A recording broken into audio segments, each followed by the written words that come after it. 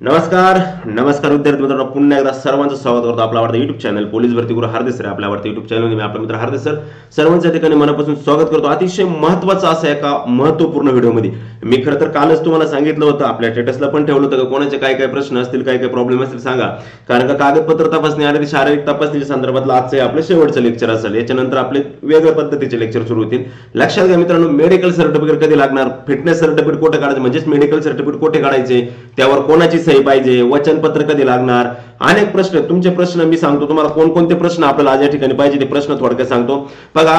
उत्तर तुमचं सॉरी प्रश्न तुमचा उत्तर माझं, मेडिकल सर्टिफिकेट कधीचे पाहिजे, फिटनेस सर्टिफिकेट सही कोणाची पाहिजे, वचनपत्र कधी लागेल, कागदपत्र अडचणी, नावात बदल, ईडब्ल्यूएस, एनसीएल, ओरिजिनल नाही माझ्याकडे काय करायचं, मला कमी मार्क आहेत मी ग्राउंडला जाऊ का नको सर, साधारणतः ग्राउंड कधी होईल किंवा ग्राउंडच्या तारखा कधी पडतील, माझे वजन एवढे, उंची एवढी, कागदपत्र अपूर्ण, मी काय करू, लक्षामध्ये म्हणजे एवढे सगळे आपले जे हे आहेत आजचे हे पूर्णपणे आपल्याला संपूर्ण प्रश्न, त्या प्रश्नांची प्रॉपरली उत्तर, त्या प्रश्नांच्या संदर्भातली चर्चा सगळे या व्हिडिओच्या माध्यमातून करायचे आहे। वनरक्षक भरती 2023 आयएमपी माहिती, मेडिकल सर्टिफिकेट कधी लागणार, फिटनेस सर्टिफिकेट कुठे काढायचे, हा व्हिडिओ एकदा पहा, बरेच सर्व प्रश्नांची उत्तर तुमचे मिळतील। अजून सुद्धा बऱ्याच विद्यार्थ्यांनी प्रश्न टाकलेले काही मोबाईलला काही मी घेतले नाही ते पण मी क्वेश्चन काही महत्त्वाचे क्वेश्चन या ठिकाणी घेणार आहे आणि या व्हिडिओच्या माध्यमातून आज शारीरिक तपासणी, कागदपत्र तपासणी या संदर्भातला तुमचा विषय पूर्णपणे या ठिकाणी परफेक्टली क्लिअर होऊन जाणार, लक्षात ठेवा। चला तर मग जास्त उशीर न करता मी सुरुवात करतो आपल्या आजच्या महत्त्वपूर्ण आणि महत्त्वाच्या व्हिडिओला। पुन्हा एकदा सर्वांचं स्वागत करतो आणि आपल्या व्हिडिओला आज सुरुवात करतो। तत्पूर्वी नवीन विद्यार्थी जे आहेत त्यांनी चॅनलला लगेच सबस्क्राइब करून घ्या, शेजारील बेल आयकॉन पण प्रेस करा, जेणेकरून नवनवीन माहिती, नवनवीन अपडेट मी तुम्हाला रोजच्या रोज या ठिकाणी देत असतो। आणि जे विद्यार्थी नवीन आहेत, ज्यांना आपल्या अजूनही अपडेटमध्ये जॉईन झालेले नाही, त्यास माझ्या सर्व लाडक्या नवीन विद्यार्थ्यांनी आपला मोबाईल नंबर आहे 97 66 85 36 75 या नंबरवरती संपर्क करा, म्हणजे व्हॉट्सअपला एसएमएस करा, व्हॉट्सअप ओनली व्हॉट्सअप एसएमएस करा, ओके। आपला डिस्ट्रिक्ट टाका आणि आपलं नाव टाका, ओके ठीक आहे।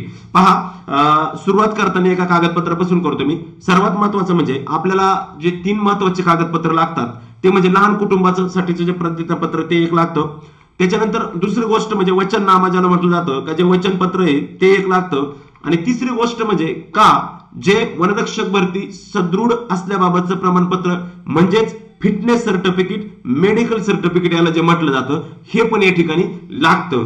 विद्यार्थी मित्रांनो, आता राहिला प्रश्न, मी हे 2 जे सर्टिफिकेट आहे, आता हे एक जे सर्टिफिकेट आहे कोणतं, हे प्रमाणपत्र म्हणजे हे वैद्यकीय प्रमाणपत्र, हे वैद्यकीय प्रमाणपत्र, हे नीट समजून घ्या। याच्या बाबतीत बऱ्याच मुलांच्या अडचणीत वैद्यकीय प्रमाणपत्र समजून घ्या नीट मित्रांनो। हे प्रमाणपत्राचा अर्थ असा होतो का तुम्ही ज्यावेळेस ग्राउंड द्यायचे, पदाचं नाव काय, वनरक्षक गटक, तुम्हाला ज्यावेळेस मैदानी चाचणी द्यायची ना त्यावेळेस तुम्ही फिट पाहिजे, आलं लक्षामध्ये, ज्यावेळेस तुम्हाला मैदानी चाचणी द्यायची त्यावेळेस तुम्ही फिट पाहिजे, असा त्याचा अर्थ होतोय। आणि आता तुमची शारीरिक तपासणी आणि कागदपत्र तपासणी आहे, चाचणी नाही, लक्षात ठेवा, शारीरिक चाचणी नाही, शारीरिक तपासणी आहे, खूप मोठा बदल आहे त्याच्यामध्ये, आलं लक्षामध्ये, शारीरिक तपासणी आणि शारीरिक चाचणी याच्यामध्ये फार मोठा बदल आहे, लक्षात ठेवा, दोन्हीमध्ये पण खूप मोठा बदल आहे। शारीरिक तपासणी फक्त आता तुमची म्हणजे तुमची उंची, वजन, छाती, बाकीचे काही प्रॉब्लेम ते चेक केले जाणार आहे, आलं लक्षामध्ये, बाकी काहीच नाही। आणि ज्या वेळेस तुम्हाला ग्राउंड, आता सपोज काल संभाजीनगरचं ग्राउंड झालं, आमचा एक विद्यार्थी होता ठिकाणी संभाजीनगरचं, त्या ठिकाणी काय झालं, त्यांनी काल त्यांचं कागदपत्र तपासणी आणि शारीरिक तपासणी झाली आणि लगेच त्यांना तारखा दिल्या, काहींना ग्राउंडच्या, काहींना 5 दिल्या, काहींना 9 दिल्या, काहींना 7 दिल्या, अशा तारखा दिल्या ग्राउंडच्या, बरोबर। मात्र प्रत्येक ठिकाणी नाशिकची पण कागदपत्र तपासणी झाली, पण नाशिकने ग्राउंडच्या तारखा दिल्या नाहीत, ग्राउंडच्या मैदानी चाचणीच्या तारखा दिल्या नाहीत। नाशिकने काय केलेलं आहे का, नाशिकने सांगितलं का आम्ही संकेतस्थळावरती टाकू आणि तुम्ही संकेतस्थळावरती वेळोवेळी भेट द्या किंवा ती यादी येतील, मग त्यानुसार तुम्ही या जे पात्र होतील कागदपत्र तपासणी आणि शारीरिक तपासणीमध्ये जे विद्यार्थी पात्र होतील त्याच विद्यार्थ्यांना आम्ही काय करणार आहे, पुढे त्या ठिकाणी पाठवणार आहे किंवा त्यांची यादी आम्ही ग्राउंडसाठी या ठिकाणी पात्र करणार आहे, असं त्यांनी सरळ त्यामध्ये सांगितलेलं आहे, ओके।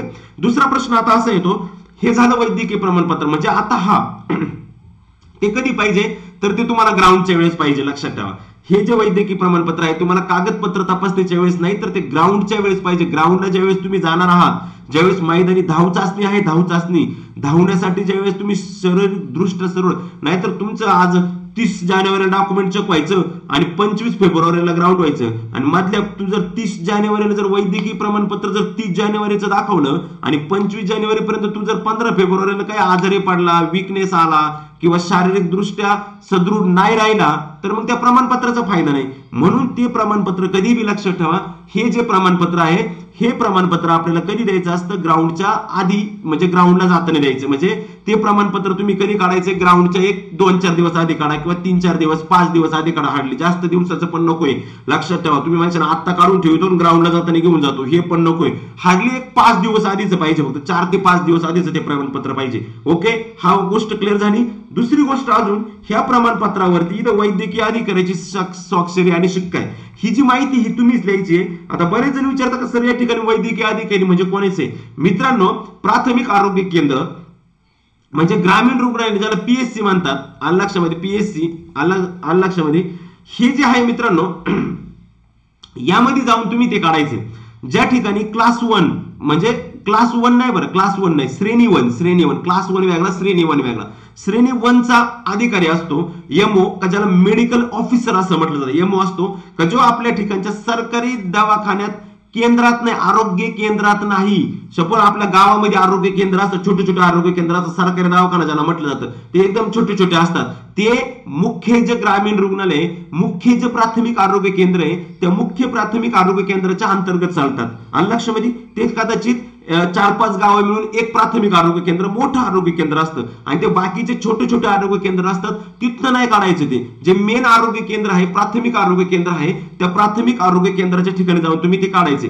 आणि जर तुम्ही जिल्ह्याच्या ठिकाणी असाल राहिला, तुम्हाला जर तुमचा जिल्हा जवळ वाटत असेल तर डायरेक्ट जिल्ह्याच्या सिव्हिल हॉस्पिटलला जाऊन तुम्ही काढू शकता. तिथं जर गेलं तर ते बेस्टच राहील. मात्र बऱ्याच जणांच्या अडचणी येत, सर याच्यामध्ये हा प्रॉब्लेम होतो, तो प्रॉब्लेम होतो. लक्षात ठेवा, आपल्या तालुका स्तरावरती जरी तुम्ही गेले तरी सुद्धा त्या ठिकाणी सुद्धा ते आपल्याला देतात. आता प्रॉब्लेम असा झालाय का तालुका स्तरावरती काय म्हटलं जातं का त्या ठिकाणी बरेच जण पाठी लावतात का बाबा इथं दिलं जात नाही, तुम्हाला सिव्हिलला जावं नाही, तिथं दिलं जात नाही, असं बरेच जण सांगतात. मात्र असं काही नाही. ज्या ठिकाणी एमओ म्हणजे श्रेणी 1, क्लास 1 नाही, श्रेणी 1 चा जो अधिकारी असतो एमओ, का ज्याला मेडिकल ऑफिसर, वैद्यकीय अधिकारी असं म्हटलं जाते, त्या माणसाची सही तुम्हाला त्या ठिकाणी पाहिजे. आणि अजून एक त्यापेक्षा महत्वाचं म्हणजे तुम्हाला काही सहीशी मतलब आहे, कोणत्याही अधिकाऱ्याची तुम्ही त्या ठिकाणी सही घेऊ शकता. आलं लक्षामध्ये, जो वैद्यकीय अधिकारी आहे, पशुवैद्यकीय नाही बरं, लक्षात ठेवा, पशुवैद्यकीय नाही, फक्त वैद्यकीय अधिकारी जे आपले सरकारी दवाखान्यातले मेडिकल ऑफिसर असतात त्यांची सही त्या ठिकाणी लागते. मग ती कुठलीही घेतली तरी चालेल, काही अडचण येत नाही. आता बरेच जण म्हणतात सर ते जिल्ह्याचीच लागते, तिथे मेन्शन केलं. अरे बाबा, जिल्ह्याचा तू सदृढ आहे हे जिल्ह्यातला पण डॉक्टर सांगणार आहे, तालुक्यातला डॉक्टर सांगणार आहे, तुमच्या आरोग्य केंद्रातला पण डॉक्टर सांगणार आहे की तू सदृढ दिसतोय. लक्षामध्ये, जिल्ह्यातला डॉक्टर काय तुला 10 वेळा चेक करून सांगणार आहे का तू सदृढ आहे? त्यापेक्षा आरोग्य केंद्रातला डॉक्टर तुम्हाला चांगला व्यवस्थित सांगू शकतो की तू सदृढ आहे की नाही. त्याच्यामध्ये तू कोणाची पण सही चालते, फक्त एक लक्षात ठेवा, श्रेणी 1 अधिकाऱ्याची, वैद्यकीय अधिकारी पाहिजे, तो कोणाची नाही, फक्त वैद्यकीय अधिकारी. शिक्का आणि सही त्यांची घ्यायची. ओके, दोन्ही गोष्टी क्लिअर झाल्या. वनरक्षक भरती प्रक्रिया, शारीरिक दृष्ट्या सदृढ असलं तर वैद्यकीय प्रमाणपत्र ते. दुसरा प्रश्न असा तो म्हणजे हे जे वचनपत्र आहे, आता हे जे वचनपत्र आहे मित्रांनो, या वचनपत्राचा अर्थ काय आहे का मी शारीरिक चाचणीसाठी आलेलो आहे आणि मी माझ्या स्वतःच्या जबाबदारीने आलेलो आहे. आणि लक्षामध्ये, मी स्वेच्छेने माझ्या स्वतःच्या इच्छेने मी भरती प्रक्रियेला फॉर्म भरला, चलन भरलं, पेपर दिला, मेरिट मध्ये आलो, हे सगळं स्वतः केले मी. मला सरकारने बोलवलं नव्हतं तू ये म्हणून, मी स्वतः गेलोय.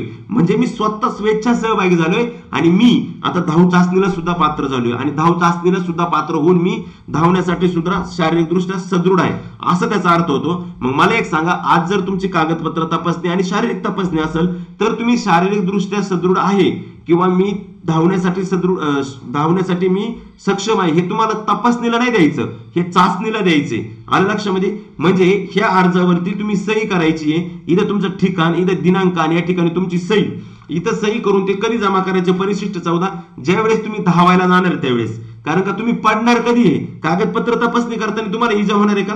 शारीरिक तपासणी करताना तुम्हाला इजा होणार आहे का? नाही. तुम्हाला धावताना इजा होऊ शकते, म्हणजे धावताना तुम्ही जखमी होऊ शकता, धावताना इंजर होऊ शकता, धावताना पडू शकता, म्हणून त्यावेळेस ते तुम्हाला वचनपत्र त्यावेळेस द्यायचे. आलं लक्षामध्ये. मग हे दोन गोष्टी क्लिअर झाल्या. आता वचनपत्र आणि मेडिकल पत्र दोन्ही पण क्लिअर केले. त्याच्यामुळे दोन्हींचा विषय आता परत यानंतर कोणताही काही शंका राहिलेली नसेल, कारण की हे दोन महत्वाचे होते. त्यानंतर अजून एक महत्वाचं म्हणजे लहान कुटुंबाचं प्रमाणपत्र. आता हे लहान कुटुंबासाठी जे प्रतिज्ञापत्र आहे मित्रांनो, या ठिकाणी तुमचं नाव टाकायचंय. मुलगा असेल तर मुलाचं नाव, मुलगी असेल तर मुलीचं नाव. तुम्ही मॅरिड असाल तर तुमच्या हयात असणारे अपत्य हे काय घ्यायचे मित्रांनो, कारण की ती 28/3/2005 नंतर जो 2 मुलांचा जे आपला जो ऍक्ट आहे त्यापेक्षा आपल्याला जास्त मुलं नको. जर तुम्हाला 3 मुलं असतील त्या ठिकाणी 3 मुलं तर तुम्ही त्या ठिकाणी अपात्र होताय. हाच त्याचा सरळ सरळ अर्थ होतो. त्याच्यासाठी ते मुलं किती आहेत तुम्हाला, मॅरिड असाल तर मुलं किती, आणि मॅरिड नसाल तर तुम्हाला तिथे 0-0 करायचे, सगळं काहीच नाही, फक्त सही करायची. हा पण कागदपत्र तपासणीच्या वेळेस तुम्हाला लहान कुटुंबासाठीचं प्रतिज्ञापत्र कंपल्सरी लागतं. लक्षात ठेवा, लहान कुटुंबासाठीचं प्रतिज्ञापत्र कागदपत्र तपासणीला तुम्हाला कंपल्सरी लागतं आणि ते लागणारच आहे. लक्षात ठेवा, वचनपत्र मेडिकल पत्र तुम्हाला ग्राउंडला जाताना द्यायचे, ग्राउंडला जाताना घेऊन जायचे. मात्र लहान कुटुंबासाठीचं प्रतिज्ञापत्र तुम्हाला आता कागदपत्र तपासणीला लागणार आहे. आता 90% मुलांनी वचनपत्र मेडिकल पत्र काढले आणि तू जर कागदपत्र तपासणीला चालला, मग चला बॉस सर म्हणलेत हे 2 कागदपत्रांची गरज नाही, मग ते मी घरीच ठेवतो आणि बाकीचे घेऊन जातो. अरे बाबा, ते फाईल मध्ये ठेवणं व्यवस्थित, तुझ्या नाही लागत तिथं नाही चक्कर, पण फाईल मध्ये ठेव. एखाद्याने केलाच प्रॉब्लेम तुला तर त्याच्यामुळे ह्या पण गोष्टी तुम्ही प्रामुख्याने लक्षात घेणं या ठिकाणी गरजेचं आहे. ओके, तिन्ही गोष्टींचं क्लिअर झालं, 3 गोष्टी क्लिअर झाल्या. आता याच्यासाठी बरेच जण म्हणतात सही याच्यावर कोणाची सही नाही बाबा, याच्यावर स्वतःची माहिती भरायची, स्वतःची सही करायची, स्वतःचं नाव लिहायचं याच्यावरती. आलं लक्षामध्ये? ठीक आहे, ओके, नो प्रॉब्लेम. चला, त्यानंतर हे झाल्या 3 गोष्टी. आता अजून काही प्रश्न आहेत विद्यार्थी मित्रांचे का, त्या सगळ्या प्रश्नांची उत्तर मी या व्हिडिओच्या माध्यमातून आता तुम्हाला या ठिकाणी देणार. 3 गोष्टी क्लिअर झाल्या, ह्या 3 गोष्टी क्लिअर झालेल्या आहेत का मला? S, okay. चला, आता तुमचे काय अजून कमेंट प्रॉब्लेम असतील तर कमेंट बॉक्स मध्ये कमेंट करा. आता मी जातो आपल्या मुख्य प्रश्नांकडे जातोय.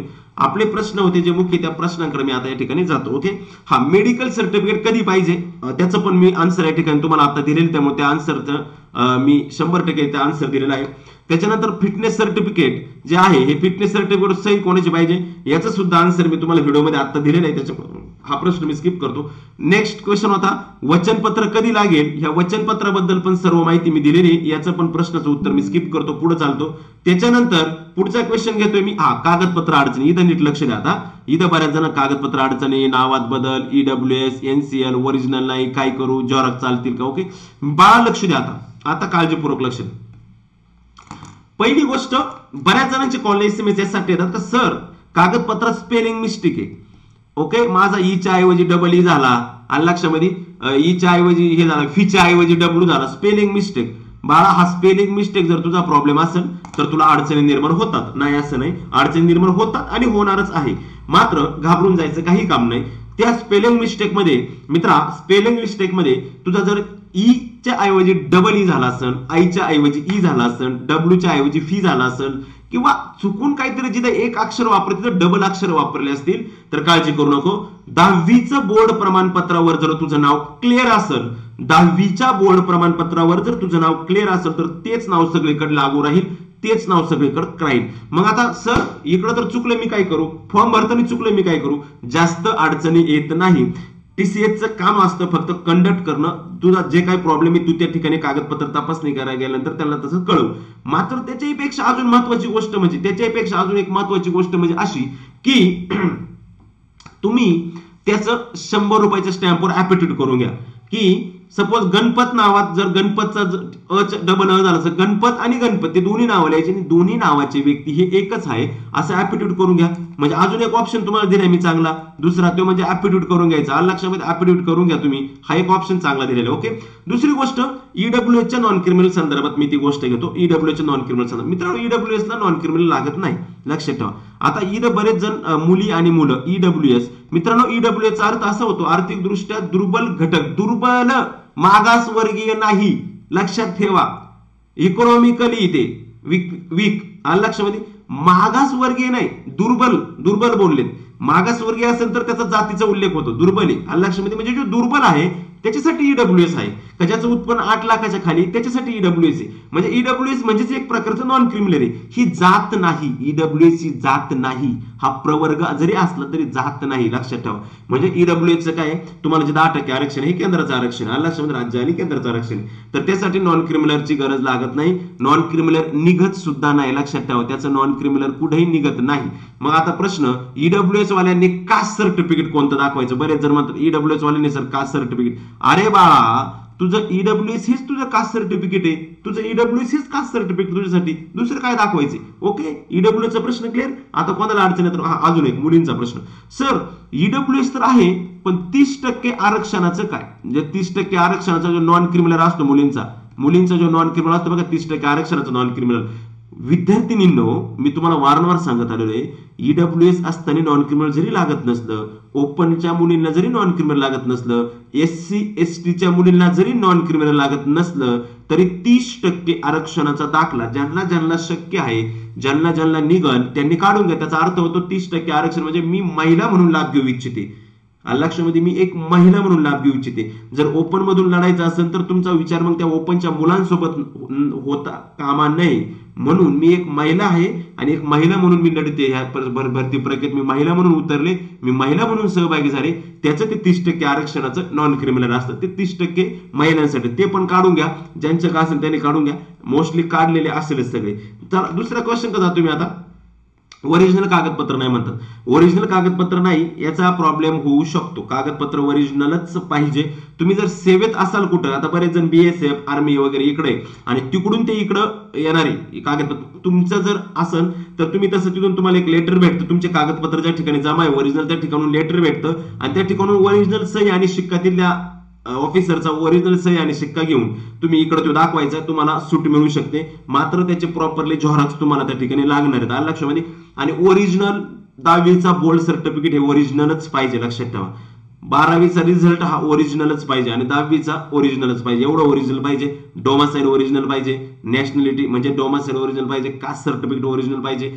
सगळे ओरिजिनल कागदपत्र बाजूला करा आणि ओरिजिनल कागदपत्राच्या ज्या छायांकित प्रत सेल्फ अटेस्टेड, स्वतःनीच अटेस्टेड करायच्यात. सेल्फ अटेस्टेड जे असतं ते तुम्ही करा. संपूर्णपणे ते कागदपत्राचा एक पंच, पूर्णपणे झेरॉक्सचा एक पंच तुम्ही तुमच्या सोबत ठेवायचा आहे. लक्षात ठेवा, ते तुम्हाला सेल्फ अटेस्टेडच करायचं. लक्षामध्ये, सेल्फ अटेस्टेड म्हणजे स्वतःच ते अटेस्टेड करायचे, तरी पण ते चालते, त्याला काही प्रॉब्लेम होत नाही. लक्षात ठेवा, त्याचा झेरॉक्सचा एक पंच वेगळा, ओरिजिनलचा वेगळा. जाताना कागदपत्र व्यवस्थित ना 4 फोटो सोबत ठेवा. त्यांनी 2 सांगितले पण तुम्ही 4 नाही तर 6 न्या. कारण तुमचे फोटो जर एखाद्या टायमाला कागदपत्रात कुठं फाईलमध्ये घुसला तर तो कागदपत्रात जर घुसला कुठं बायचान्स एखाद्या झेरॉक्समध्ये तो टायमिंगला गावत पण नाही. त्याच्यामुळे 4-4, 5-5 फोटो सोबत ठेवा. काय अडचण आहे, आपलेच फोटो लोकांचे थोडे ठेवायचे. ओके, हे क्लिअर झालं. हा क्वेश्चन. नेक्स्ट क्वेश्चन का जातो आता आपण. मला कमी मार्क आहेत, ग्राउंडला जाऊ का नको. आता हा क्वेश्चन भरपूर जण विचारतात. इव्हन सर मला फक्त 60 मार्क आहे, मला फक्त 65 मार्क आहे, मला फक्त 55 मार्क आहे, मी ग्राउंडला जाऊ का नको. आता ऍक्च्युली असं आहे, हा विद्यार्थी हा कॅन्डिडेट जरी ग्राउंडला गेला आणि त्याने जर तिकडे जाऊन मी 40 आणि 30 मार्क जर त्याला ग्राउंडला पडले तर त्याची गडबड होणार आहे. तुम्हाला माहिती, त्याचं काम होणार नाही.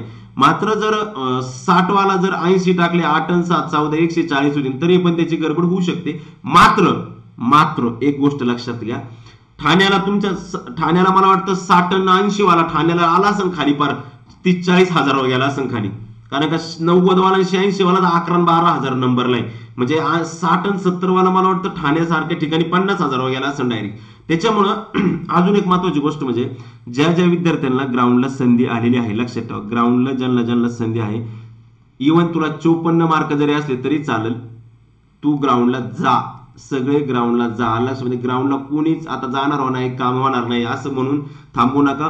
कारण की कदाचित तुमच्यापेक्षा 30 मार्क जास्त असणाऱ्या विद्यार्थ्याचा 5 किलोमीटर इव्हन कव्हर सुद्धा होत नसेल किंवा तो पळू पण शकत नसेल. आला लक्षामध्ये, अशी पण गडबड होऊ शकते. त्याच्यामुळं ग्राउंडला जा, ग्राउंडला थांबू नका. आलं लक्षामध्ये, ग्राउंडला त्याचा फायदा करून घ्या. तुम्ही नक्की जाऊन या. इव्हन एक अनुभव तरी कशा पद्धतीने ग्राउंड राहतं, कशा पद्धतीने ग्राउंड केलं जातं. त्याच्यामुळे हा क्वेश्चन परत कोणी रिपीट करू नका, सर मी ग्राउंडला जाऊ का नको, मी 5 झाले ग्राउंड का नको. हा 54 पेक्षा कमी मार्क आहेत. अजून एक क्लिअर करतो. बरेच जण मुलींचा मेसेज, हा मुलांचा नाही, मुलींचा मेसेज, सर 54 पेक्षा जास्त मार्क नाहीत मला, मात्र जर सर 54 पेक्षा जास्त मार्काच्या जर माझ्या कॅटेगरीच्या मुली भेटल्या नाही तर मला घेतील का. नाही, जागा रिक्त ठेवतील, मग तुला घेणार नाही. आणि 54 पेक्षा जास्त मार्काच्या मुली तेवढ्या आहेत भरपूर. ओके, झाला 5 नंबरचा क्वेश्चन क्लिअर. सगळे क्वेश्चन क्लिअर झाले. शेवटचा क्वेश्चन आहे आता, साधारणतः ग्राउंड कधी होईल. विद्यार्थी मित्रांनो, काल छत्रपती संभाजीनगरचं जे ग्राउंडच्या म्हणजे कागदपत्र तपासणी, शारीरिक तपासणी होती. आता सगळीकडे चालू आहे. कोल्हापूरच्या तारखा पडल्या, ठाण्याच्या तारखा पडल्या, नागपूरच्या, अमरावतीच्या, पुण्याच्या. आता गंमत काय आहे, ज्या त्या घटकाने, ज्या त्या वनक्षेत्राने काय केलेले, ज्याचे त्याचे रूल्स वेगवेगळे असणार आहेत. पहिली गोष्ट क्लिअर करतो, ज्याचे त्याचे रूल वेगवेगळे असणार आहे. पुण्याचे वेगळे, कोल्हापूरचे वेगळे, लातूरचे, आपलं नाशिकचे वेगळे, ज्याला तर त्याच्यानुसार असेल. आता ठाण्याचं आहे. ठाण्याची गंमत काय, ठाण्याला मुलांचे जवळजवळ 70-80 हजार. आता त्यांचं लगेच कागदपत्र, लगेच त्यांची कागदपत्र चालणार जवळजवळ 1 महिना कागदपत्र चालणार ठाण्याची. किती? 1 महिना. मग आता 1 महिना कागदपत्र तपासणी करायची का लगेच ग्राउंड घ्यायचं, म्हणजे त्यांनी काय केले, तारखा देत नाहीत ते. हा, आता काल छत्रपती संभाजीनगरचं कागदपत्र तपासणी झाली. त्यांनी काय केलं, काल 1525 मुलांची कागदपत्र तपासणी होती, आय थिंक 1525. तर त्यांनी काय केलं, यांचे कागदपत्र तपासणी करून घेतली, त्यांना लगेच ग्राउंडचं हॉल तिकीट दिलं, म्हणजे तारखा दिल्या. काहींचं 5 तारखेला, काहींचं 9 तारखेला, काहींचं 8 तारखेला, काहींचं 7 तारखेला, अशा तारखा दिल्या. ऍक्च्युली मला हे कसं कळलं का एक विद्यार्थी तिथे कागदपत्र तपासणीला गेला होता, त्याच्याशी माझं संभाषण झाले, ते मी तुम्हाला सांगतो, लक्षात ठेवा. कोणाला 9 तारीख, कोणाला 7, कोणाला 5, म्हणजे अशा तारखा पण दिल्या त्यांनी. पुढं फक्त संभाजीनगर, नाशिकला गेले होते कागदपत्र तपासणीला, नाशिकने तारखा दिली नाही. कोल्हापूरला जाणार आहेत विद्यार्थी आता कागदपत्र तपासणीला, कोल्हापूरला तारखा येतील का नाही माहित नाही. ठाण्याला जाणार आहेत, ठाणे म्हणजे आपल्या ग्राउंडला छोटे छोटे जे आहेत का ज्या ठिकाणी कमी कमी फॉर्म आहेत, आता ठाण्यासारखं, कोल्हापूर सारखं, नागपूर सारखं इथं जास्तच दिवस लागतील ग्राउंड. 1 महिना धरून चाला, अजून तरी महिनाभर तुमच्या हातामध्ये असं धरून चाला. ओके, क्लिअर, ग्राउंडच्या संदर्भात अडचण नाही. चला नेक्स्ट, पुढचा क्वेश्चन आहे, माझे वजन एवढे, उंची एवढी, मी कागदपत्र अपूर्ण. हा कागदपत्र अपूर्ण हा जो मुद्दा आहे, ह्या कागदपत्र अपूर्ण मुद्द्याच्या संदर्भात मी आता बोललेलो आहे. कागदपत्र अपूर्ण नको आहेत, आता फक्त वजन आणि उंची एवढं. आता बरेच जण विचारतात, सर माझं वजन आहे 56 किलो आणि उंची बरोबर बसते, लक्षामध्ये उंची 170 प्लस, परंतु गंमत अशी आहे का उंचीच्या तुलनेत वजन पाहिजे का मित्रा. 50 किलोच्या पुढे जर तुझं वजन असेल लक्षामध्ये आणि हाईट जर तुझी जेवढी पाहिजे तेवढी मापात बसत असेल तर काहीच अडचण येत नाही. उंचीच्या तुलनेत वजन हा क्रायटेरिया असतो, नाही असं नाही, परंतु तो लावला जात नाही. त्याच्यामुळं बरेच जण उंचीच्या तुलनेत वजन, उंचीच्या तुलनेत वजन, उंची असं काही नाही. जर 50 प्लस वेट असेल आणि हाईट जर क्लिअर असेल तर काही अडचण येत नाही लक्षामध्ये. त्यामुळे माझं वजन एवढं, उंची एवढी, त्याच्यामुळे मी जाऊ का नको असं नाही. सगळ्यांनी त्या ठिकाणी फुल अँड फायनली जायचे, कुठल्याही प्रकारची अडचण नाही लक्षामध्ये. ईडब्ल्यू च्या संदर्भात पण मी बोललोय लक्षामध्ये. आता मला तरी वाटत नाही का वनरक्षक संदर्भातला कोणता प्रश्न किंवा कोणताही अडचण या ठिकाणी ग्राउंडला फिटनेस सर्टिफिकेट, काल मित्राचं झालं डॉक्युमेंट, तो सांगत होता ग्राउंडला लागणार फिटनेस सर्टिफिकेट. ओके ठीक आहे, मी तेच सांगितलं. 1-2 फक्त काही क्वेश्चन आहे का पाहतो सर. सर वनरक्षकचा फॉर्म चुकलाय सर, फिमेलच्या ऐवजी मेल झाले. आता हे बघा, हा कोण आहे, फिमेलच्या ऐवजी मेल झाला, याला काय करणार आहे. आता फिमेलच्या ऐवजी मेल झाला म्हणजे कट ऑफ जोपर्यंत होतं तोपर्यंत मेल मध्ये लागणार आहे. आता याला एक काम करा तुम्ही, याला काय काम करायचं, आता तुम्ही तिथं मेल करायचं, तसा तिथं होतं ते मेल केलं. किंवा अजून हा बऱ्याच जणांचं काय झालं, ग्राउंडच्या तारखा किंवा कागदपत्र तपासणीच्या ज्या तारखा होत्या, कागदपत्र तपासणी आणि शारीरिक तपासणी ह्या ज्या तारखा होत्या, ह्या तारखा निघून गेल्यात. बऱ्याच जणांच्या त्या तारखा निघून गेल्यात, लक्षात नाही. तुमच्या जर तुमच्या ज्या वनक्षेत्राच्या जर कागदपत्र तपासणी चालू असेल, परंतु जर तुमची तारीख निघून गेली असेल तर त्यांना एक मेल करायचा आहे. तो मेल त्यांना त्यांच्या याच्यावरती मेल आहे, तो मेल करा. मेल केल्यानंतर तुम्हाला शेवटच्या दिवशी ती संधी देतात. ऍक्च्युली नाशिकचा एक विद्यार्थी होता, काल त्याला आज बोलवली लक्षामध्ये. त्याचं ऍक्च्युली 19ला होतं, पण 19ला त्याला कृषीचा पेपर असल्यामुळे त्याला आज बोलवले. त्यांनी मेल करायला सांगितलं होतं, त्यांनी मेल केला होता. म्हणजे प्रत्येक ठिकाणी बोलवतील असं नाही, परंतु तुम्ही पण करा, काही करा लक्षामध्ये. जिथं अडचणी तिथं प्रयत्न करा, संपला विषय. त्याच्यानंतर झाले फिमेलच्या ऐवजी मेल झाले, भाऊ तू मेल कर, नाही तर तुझं फिमेल मधून मेरिट लागेल. त्याच्यानंतर सर गंगापूर बार बोर्ड सर्टिफिकेट आहे. सर माझ्याकडे 10वी-12वी ओनली बोर्ड सर्टिफिकेट आहे, चालेल का. गणपतराव कॉलेज काय गुणपतराव कॉलेजला आहे, देत नाही कॉलेजवाले.